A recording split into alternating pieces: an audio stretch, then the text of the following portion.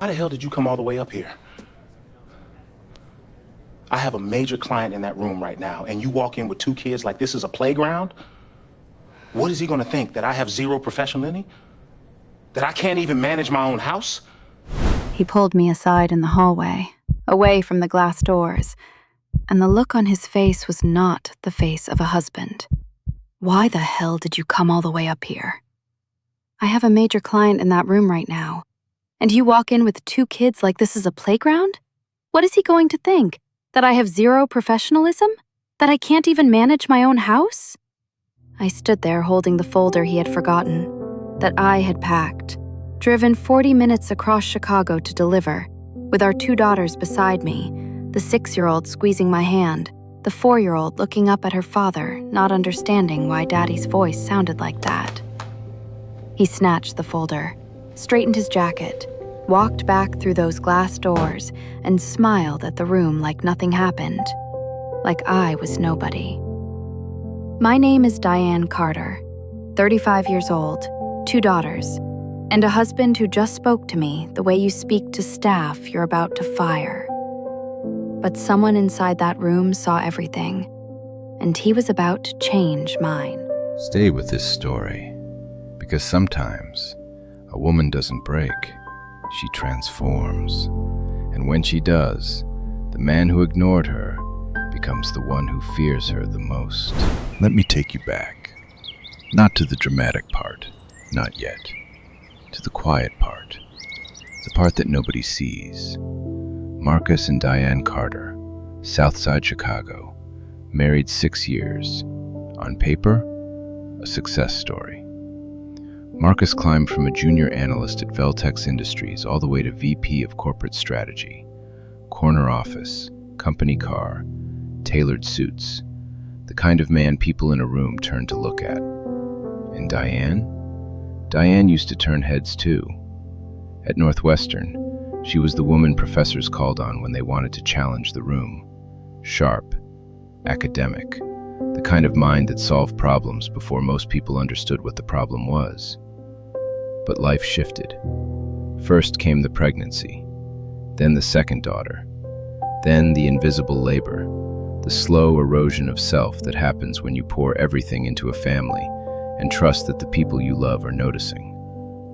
Marcus wasn't noticing. He was climbing, and Diane was home in their Bronzeville townhouse, making lunches, kissing foreheads, holding everything together, while her husband came home distracted, detached, and increasingly cold.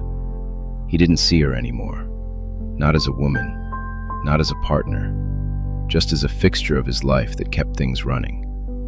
At company parties, the ones Diane ironed her best dress for, Marcus worked every corner of the room like she didn't exist.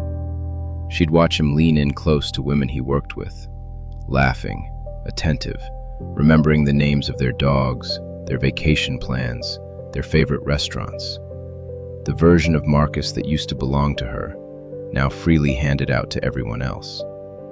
And if Diane walked up to join a conversation, a cold glance, a slight shift of the shoulder, the kind of body language that tells you, you're not welcome here. He stopped remembering her entirely. Her favorite flower, white gardenias, the ones he used to leave on the counter without reason, gone. Her birthday dinner last year, he booked a steakhouse. Diane hadn't eaten red meat in 6 years. When she reminded him, he shrugged. I thought you'd make an exception. He didn't forget because he was busy. He forgot because he stopped caring enough to remember. Marcus Carter had become a man obsessed with status, with how he looked, who he knew, what he owned. And a wife who wore last season's dress and drove a 7-year-old Honda? She didn't fit the image he was building. And she was about to find out exactly how little she meant to him, in the worst way possible. It was a Tuesday morning when Marcus left his contract documents on the kitchen counter. Important ones, needed for a board presentation at 10. He called her at 8:40, already in his office, voice tight. Diane, I need those documents. Can you bring them? No please, no sorry to ask, just the assumption the way a man asks someone whose only job is to serve him. She packed up both girls, drove through rush hour, found parking 4 blocks away, and walked into the gleaming lobby of Veltex Industries with a 6-year-old on one side and a 4-year-old on the other. She called him again from downstairs. "Come up to 14, he said. "I'm in the middle of something, but just drop them at reception." She rode the elevator up. The receptionist directed her down the hall, and that's when she saw it. Through the glass walls of the large conference room, Marcus stood at the head of the table, mid-presentation, surrounded by 10, maybe 12 executives in suits. He saw her too, and his face said everything. Not relief, not gratitude, not even a simple nod of acknowledgement. His jaw tightened. His eyes cut to her like she was an inconvenience, like she was an interruption to something important, like she had no business being in a space like that. He stepped out into the hallway, pulled the glass door shut behind him, and looked at her the way a man looks at a delivery he didn't order. "Why did you come all the way down the hall?" he said, voice low, clipped. "I said drop them at reception." The receptionist said to come. "Diane," he cut her off, didn't even blink. "I have people in there. I can't have you standing here with—" He glanced at the girls. "Just give me the folder." She held it out. He took it without a word, without a thank you, without looking at her again. And then he turned around and walked back into that conference room, closed the door, picked up exactly where he left off, laughing at something someone said, completely unbothered. Diane stood in that hallway for a moment that felt much longer than it was. Her oldest daughter looked up at her. "Mommy, is Daddy mad?" She swallowed everything down.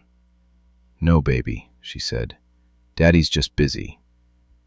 But through that glass wall, one man at the conference table had been watching.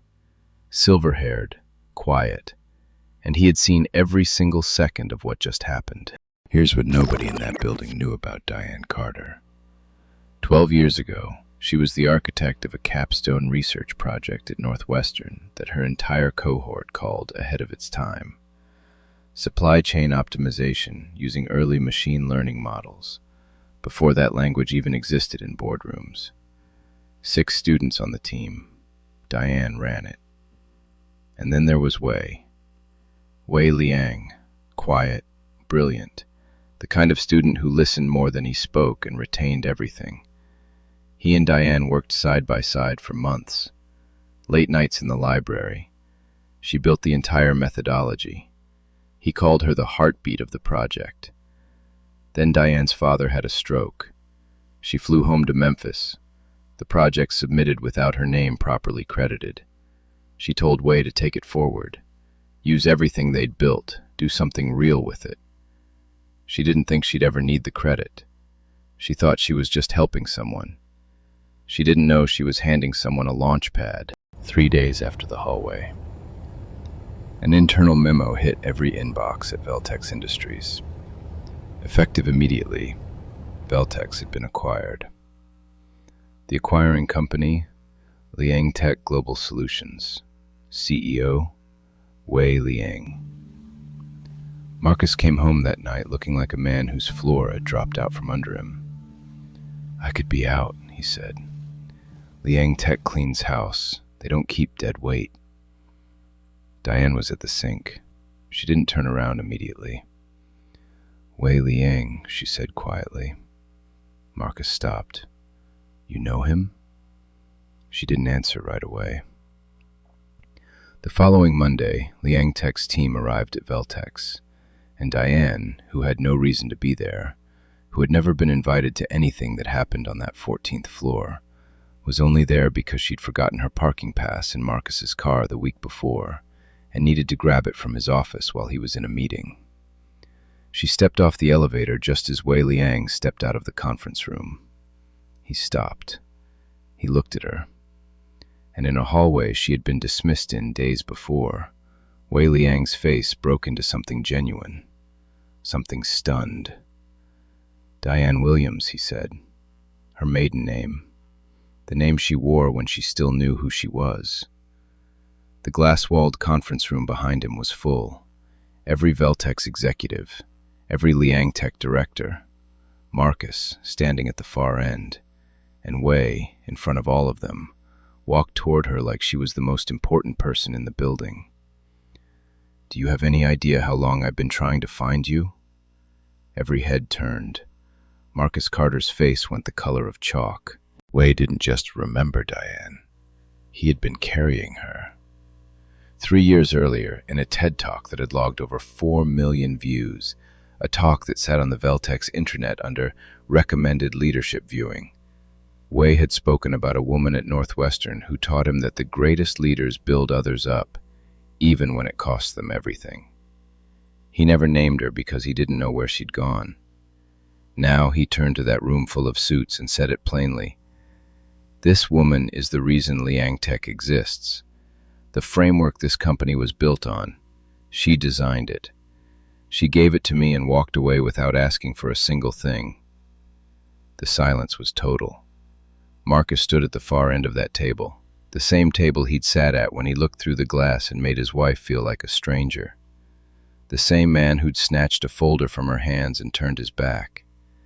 And now every person in that room was looking past him, looking at Diane. That night, Marcus came home different, softer.